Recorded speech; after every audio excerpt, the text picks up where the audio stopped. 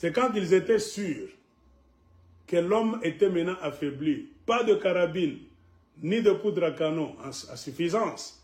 Il fallait maintenant négocier durement avec lui et l'éliminer. Bon gré, mal gré, petit Shainamai.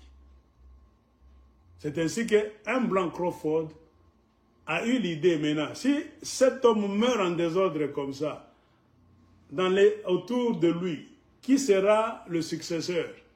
Parce qu'il fallait quand même qu'il y ait quelqu'un pour éviter l'anarchie totale qui devait maintenir la communauté de Basumba. Ce n'est pas le royaume, car le royaume devait être détruit. Vous comprenez?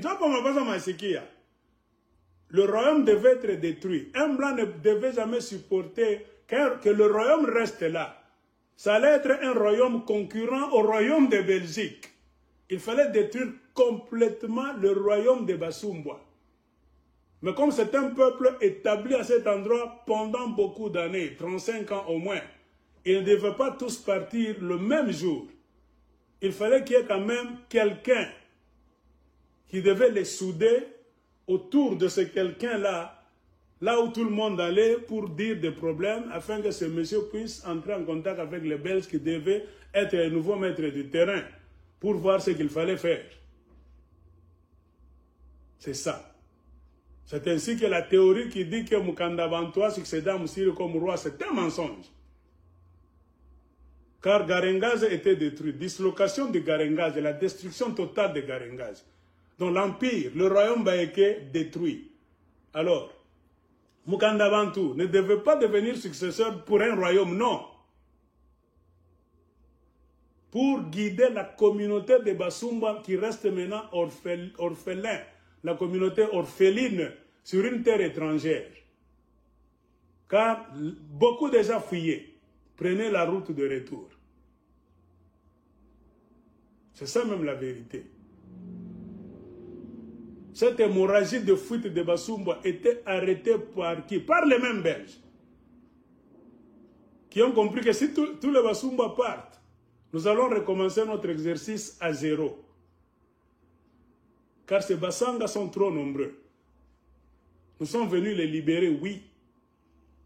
On a remis leur terre. C'est-à-dire quoi? Garenda Zenanguka. Alors, Mukanda Bandoua, chef Wanini, Jumatero Tebarirudi, c'est ce que je veux vous lire. Oui, Patrick Kalenga Munongo, avec tes avocats, suivez-moi. Mukongo, tu n'as chezeanaga, Joanini, tu n'as pas Kongola, va Somaki.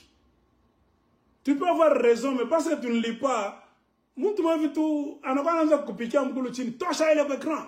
Moi, ma vidéo, comme je me suis ah, tant chose, je suis ma vidéo, on a fait une recherche. Jamais de la vie. C'est pourquoi moi je vous dis, à part une intimité, ni toi, ma vidéo, faut y aller yako. Combat intellectuel. Il est nous d'accord. Crawford, lors de la révolte de Basanga, prévoyait la chute de Moussiri.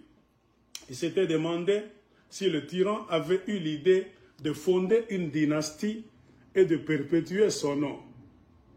Je pense, écrivait-il, c'est Crawford qui a écrit dans ses notes, que la question de sa succession ne le préoccupait guère. C'est vrai, Moussiri ne pensait même pas être succédé. Il parlait avec mépris de ses frères et les traitait, Moussiri parlait avec mépris de ses frères et les traitait avec dédain. Je crois qu'il ne cédera jamais volontairement l'insigne royal à aucun d'eux. Crawford voyait déjà le mouvement autour de Bunker. Cet homme ne va jamais laisser le pouvoir à aucun d'eux. Il n'a jamais parlé de succession, jamais parlé des fils, jamais parlé même de ses frères. Qui va faire ça? Qui va me remplacer le jour où je peux mourir brusquement? Même quand on l'appelait par les Blancs, pendant les 8 dernières années. Oui. Pourquoi ne le faisait-il pas? C'est facile. Ce n'est pas sa terre.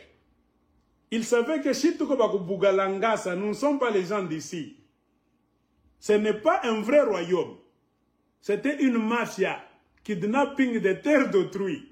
Ces Belges qui viennent nous démonter, c'est la fin de notre barbarie ici. Ce n'est pas chez nous. Pourquoi allons-nous mettre en place une succession de dynasties comme c'était sur les terres de nos ancêtres? Non. Moussiri voyait déjà la débandade, les gens vont fuir. Et les propriétaires des terres, les vrais autochtones, vont récupérer leurs terres. C'est facile à comprendre. C'est ainsi, on vous dit que volontairement, Moussiri avait l'intention de ne jamais céder l'insigne royal à aucun d'eux. Parmi ses fils, ce qu'on dit, s'il est un homme capable de succéder à Moussiri, c'est sans aucun doute Mukanda Bantu.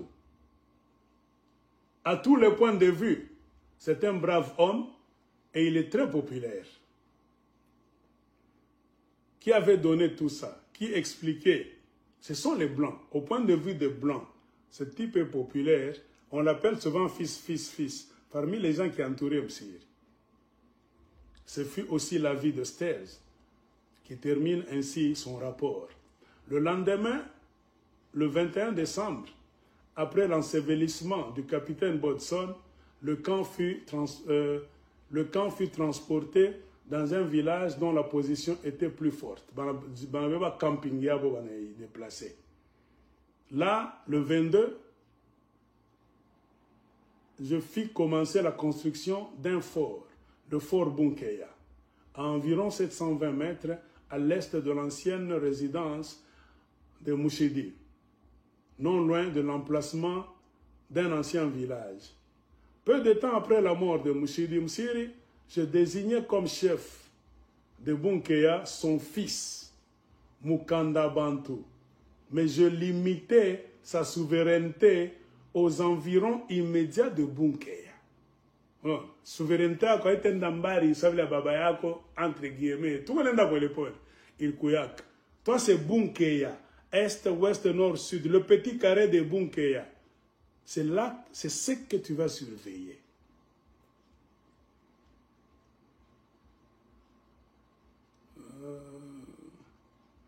Aux environs directs de Bunkeya, lui enlevant toute autorité. On a enlevé à Mukanda Bantu toute autorité quelconque sur les chefs Wasanga et Walomotwa, qui sont les possesseurs originaux du pays appelé Garengaze par les Wanyamwezi et Katanga par les indigènes.